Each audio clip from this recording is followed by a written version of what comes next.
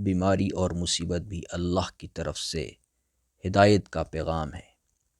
حضرت ابو ہریرہ رضی اللہ تعالیٰ عنہ سے روایت ہے کہ رسول اللہ صلی اللہ علیہ وسلم نے فرمایا، اللہ تعالیٰ جس کے ساتھ خیر و بھلائی کرنا چاہتا ہے اسے بیماری کی تکالیف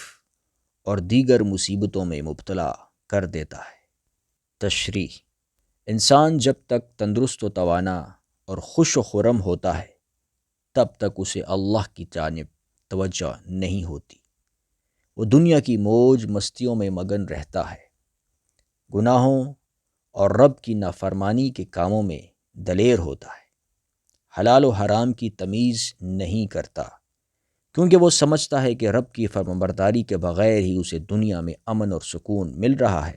تو کیا ضرورت ہے کہ رب کی طرف توجہ کی جائے۔ چنانچہ تندرست و توانا لوگ ہی اکثر گناہوں میں غرق ہو جاتے ہیں،